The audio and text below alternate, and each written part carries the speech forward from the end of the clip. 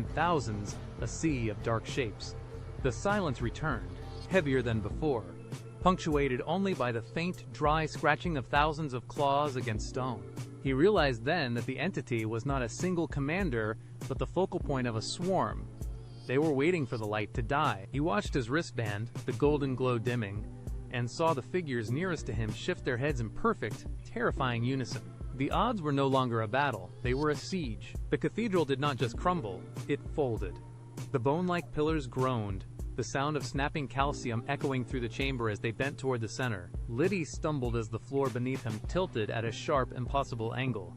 Gravity seemed to lose its grip, pulling him toward the shifting walls. The stone ceiling began to spiral, segments of it detaching and spinning into a central point of darkness. He dug his heels into the floor, but the surface was liquefying, turning into a viscous, gray sludge that pulled at his boots. Above him, the arches twisted like wet clay, the architecture tearing itself apart in a rhythmic, grinding roar. He watched as the altar vanished, consumed by the folding geometry of the room. The air grew thin, vibrating with the friction of collapsing space. Every surface he touched felt hot, buzzing with the energy of reality being unmade. He scrambled toward a ledge that remained momentarily stable. He looked up, his lungs burning, as the entire structure began to rotate, creating a funnel of stone and shadow that threatened to crush everything. The center of the room vanished into a roaring maw of shadow. Liddy braced himself against a tilting slab of masonry, his eyes darting across the chaotic geometry. Then, a fracture appeared in the air, a jagged, brilliant line of white. It widened, spilling blinding radiance into the gloom. A staircase of pure, solidified light erupted from the void, its steps hovering in the empty space where the floor had been. He did not hesitate. He lunged, his boots barely catching the edge of the first step as the stone behind him dissolved into dust. The staircase hummed with a high-pitched electric vibration that rattled his teeth.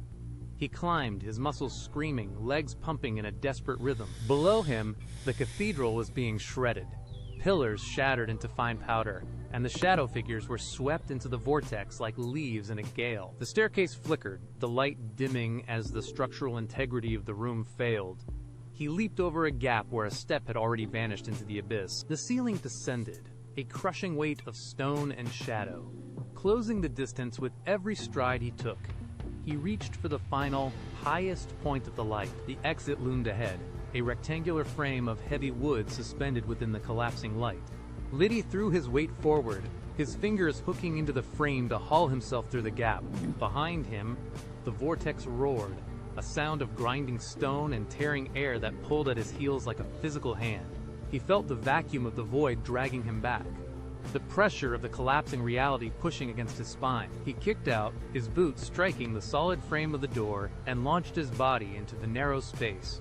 Just as his shoulders cleared the threshold, the wood of the doorframe shivered. It slammed shut with a force that shook the surrounding foundation. A violent, neon blue flash erupted from the seams of the door, a final discharge of energy that seared the air. The vibration ceased instantly.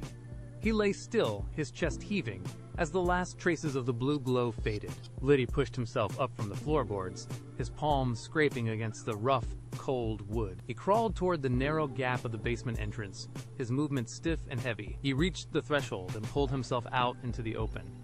The night air hit him like a physical blow, sharp and biting against his sweat-drenched skin.